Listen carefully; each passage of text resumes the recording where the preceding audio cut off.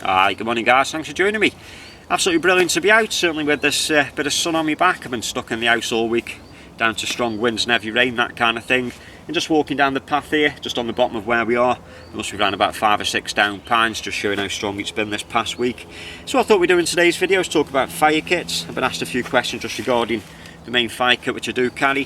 So what I'm going to do is just run through the items, the kind of things which I do carry, the kind of things which I do like to use, certainly here in the UK when everything is wet.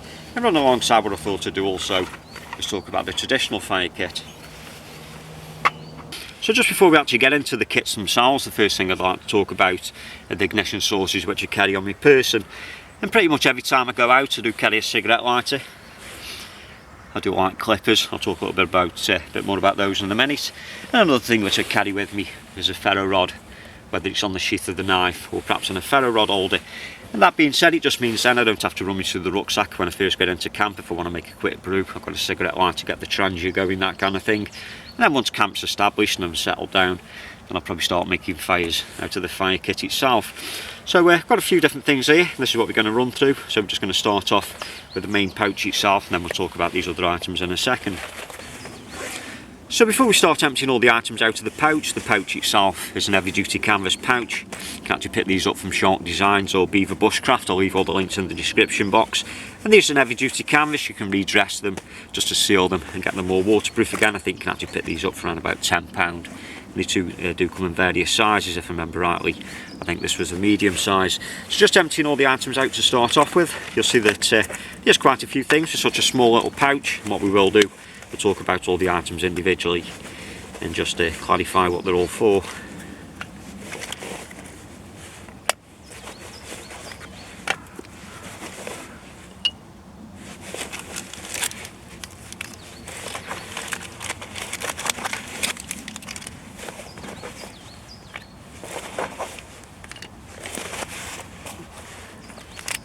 Right, so I've just shifted the other things off just to give myself a little bit more room.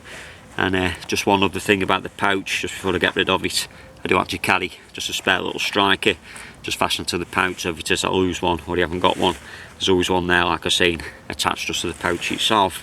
So these are the items which I carry. Most of it is ignition sources. There are a few little bits of tinder here. Like I say, living in the UK, everything here is kind of reflecting wet weather, which is something that we do get a lot of. You know, if you live in a more drier, colder, snowy area, then maybe, you know, you don't need as much things to getting fires lit in wet weather. So the ferro rods themselves, we'll just start off with those. I do carry a couple of them in the pouch. And these are 5" by 1/2". You can pick these up from Amazon, eBay, them kind of places. I think they're made by a company called Baylight, something like that. With the obligatory Gorilla Tape handle. Again, just gives you something to hold on to, and again, it's a nice flammable material. What I tend to do with these, just put a little orange lanyard on the top, just like a little orange sheath here. The sheath itself just stops things from clanking around, as it says, you know, in the pouch, but also if you put the rod down, walk away, it's easily found again. And these kind of rods, these are a hard rod. I do like the harder rods. Does mean it will last a little bit longer. And with these I tend to use the back of a knife compared to the little striker.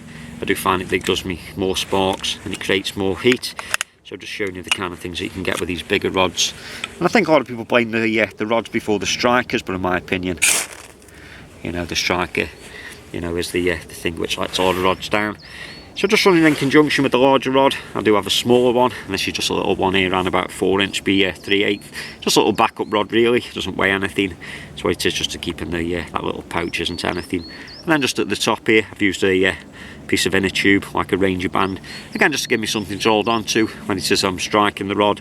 But again, another brilliantly flammable material for getting damp tinders going. If it is that you've got damp tinders, you know, using things like live fire or using a naked flame, you know, in my opinion, is a good way to go. The lighters, again, these are clippers, brilliant lighters. You can actually take them apart if you want to dry them out. You can replace the flints. You can also fill them up once you start running out of gas. So again, you don't have to throw them away and buy another one. Just fill them up, and they're always there. So the live fire itself, you can actually you know, use it in conjunction with a cigarette lighter, or you can use it with a ferro rod. And again, if you've got damp tinders, these brilliant little things really. Like I say, I don't use it religiously, but I have used it from time to time. Just a matter of just scraping it, just get a little bit of surface area going. And if you use it in conjunction with a ferro rod, you know, they do go up quite easily.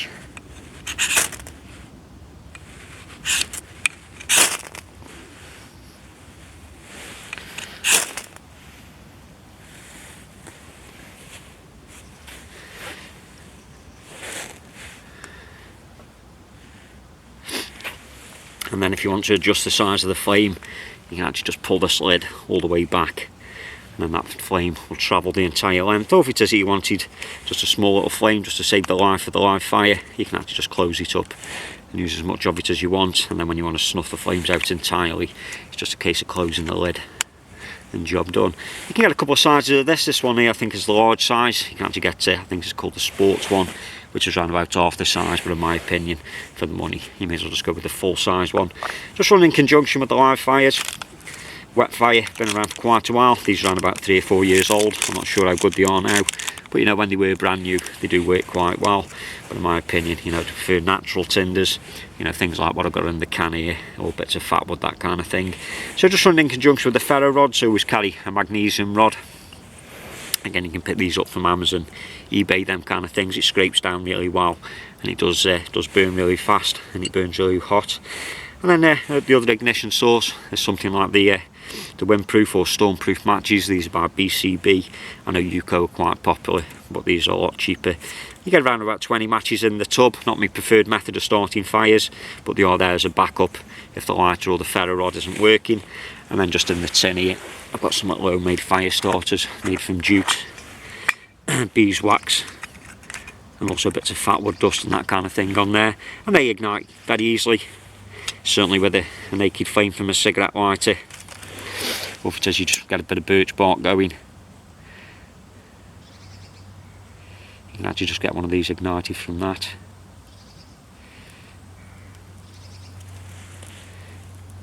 And once they do get going, they do burn for a few minutes, and they do take quite a bit to put out.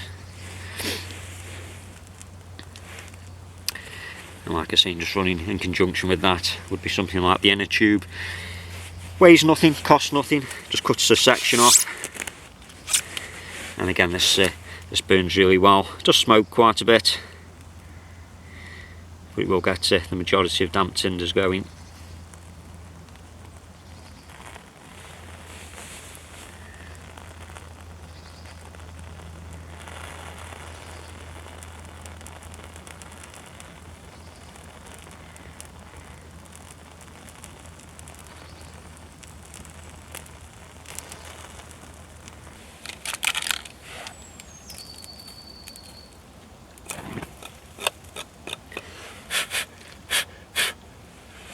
And then finally, the last thing that I carry in the fire kit itself is a little piece of fat wood. Again, this can be scraped down into dust. You can just split it down, you can make shavings, an absolutely awesome fire starter. And then just in conjunction with the fire kit itself, like I mentioned, I do carry other things, which is this little leather pouch and these couple of items here. So more fat wood. This is a nicer piece of fat wood. That there, absolutely orange and red and yellow with the resin. Again, perfect for scraping down, splitting down and the likes. This one here is a pine knot. I've actually found a big pine knot over there, which I'll show you in a second. These burn absolutely brilliant. And then just another tin here with fat wood already scraped down prior to coming out. It just keeps the time down. And again, if everything's saturated and you don't want to be messing about, you can just tip plenty of that out and actually get it going. And then the leather pouch, this comes with me, whether it's with this fire kit here or with the traditional fire kit.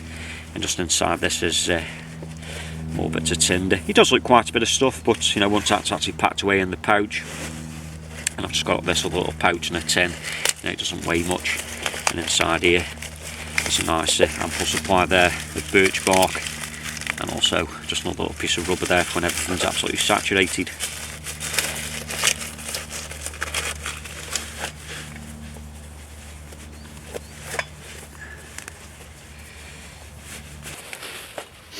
So we just grabbed this pine knot here, and I've got another one like I was saying just over there, so I'll just grab the camera and we'll have a walk over it. I'm not sure what we can see, hopefully I'll be able to keep you in frame.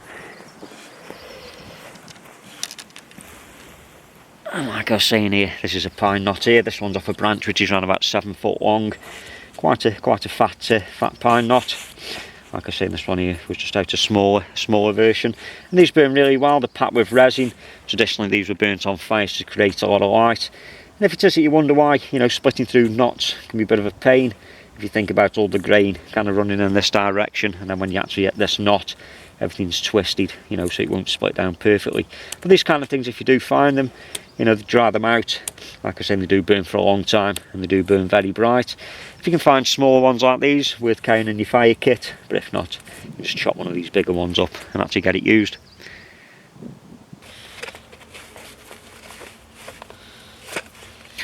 And that's everything packed up in this one. And like I was saying, you know, it's not too much weight or too much size to carry. Just a couple of items like that means you're definitely going to get your fire started. So the next thing which we're going to talk about is a traditional fire kit. This one here, I carry in more of a traditional pouch. This is actually made from reindeer skin, a nice soft pouch, but even though it's very soft, it is also very tough. So the items which I carry in here, like I say, more traditional fires, things like flint and steel, solar fires and the likes. So again, we're just going to run through the items. I'm just going to explain just a bit about what they are.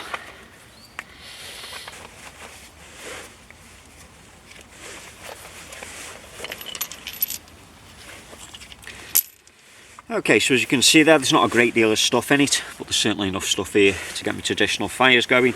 And again, for those of you which may be interested in these kind of pouches, this one here is made by a company called Corrose, and this is a reindeer skin. Again, you can pick these up from Amazon around about £10 or £15. If it says that you like the look of the traditional pouches, you know, you can't go far wrong with these.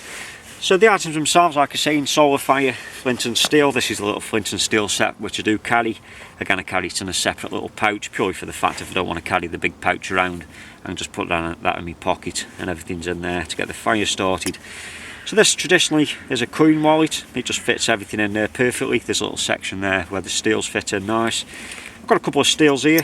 One's a Scandinavian steel, which is the Viking shape there, which is the old traditional shape. And the other one there is referred to as a sea steel or a three-fingered steel. Both on my carbon steel, so they do throw quite a lot of sparks. If you're going to make these kind of things out of files, you know, the older files tend to be better than the more modern files. Certainly the Chinese files, you know, I don't think there's enough carbon in those. Where if you get a good old-fashioned British file, there's plenty of carbon in them and they do create quite a few sparks. I'll just show you how easy it is actually just to get one going. I've actually got a little charring tin here. I'll just get a little bit of cloth out. Now this cloth itself is a canvas, it's quite a thick material. It doesn't ignite as easy as some materials do, but you know, once it gets going it does burn for a long time. So just find myself just a decent edge just on this piece of flint.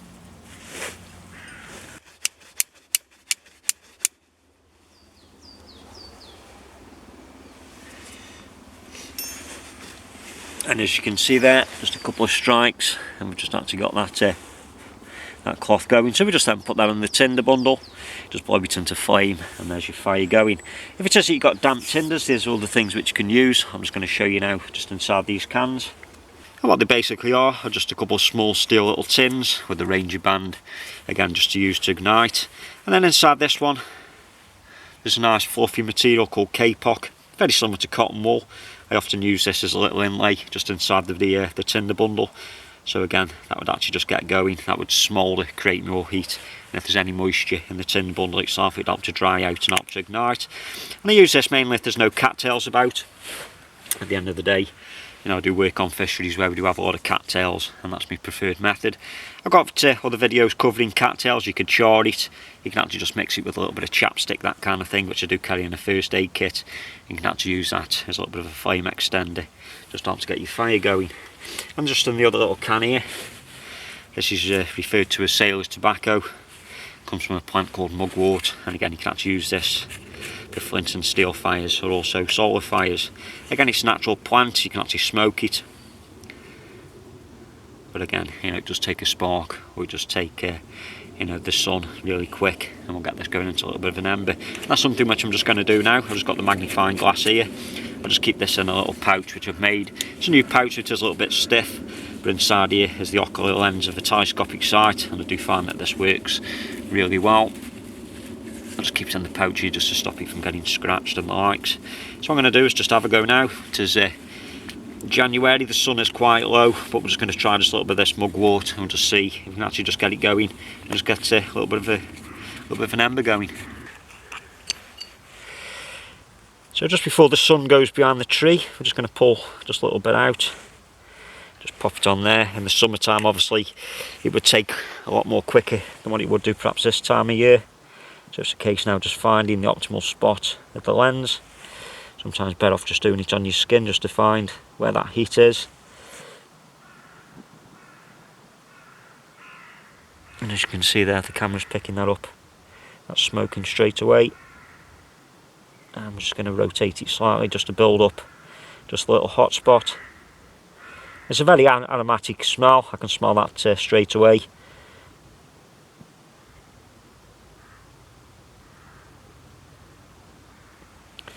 As you can see now, that's going nicely. And then we could just add some of that kapok to it, or some cattail. We could put that then in a tinder bundle, and then we could just blow that into flame.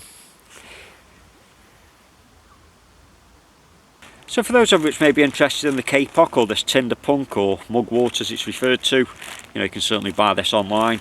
Again, this has come from Beaver Bushcraft. It's there as a backup. Like I say, cattails is my first option, but I think I paid around about £2 for a bag of that kapok. There's certainly enough there to get hundreds of fires started, and again a very similar price.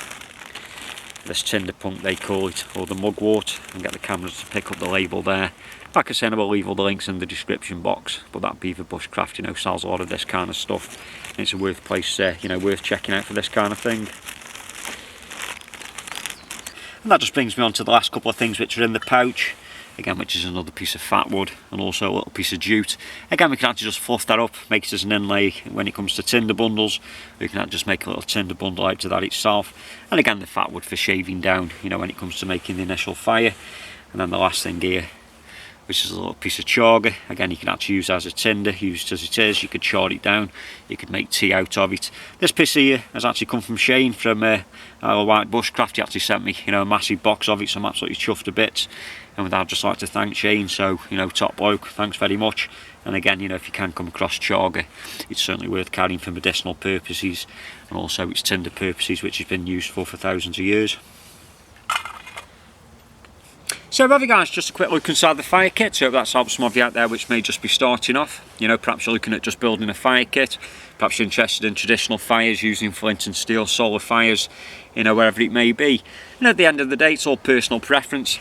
There's nothing stopping me just pulling that cigarette lighter out of my pocket and just lighting a fire that way. Or if I wanted to, I could go even further back, challenge myself even more, and make something like a hand drill or a bow drill set. So like I say, all this is personal preference. These are the kind of things that I carry. Certainly here in England, everything tends to be damp all of the time, so we have to factor that kind of thing in with the kit itself. So like always guys, I'll just leave me say thanks a lot for you stopping by and watching the video. Like always, until next time, you take care, and I'll see you again.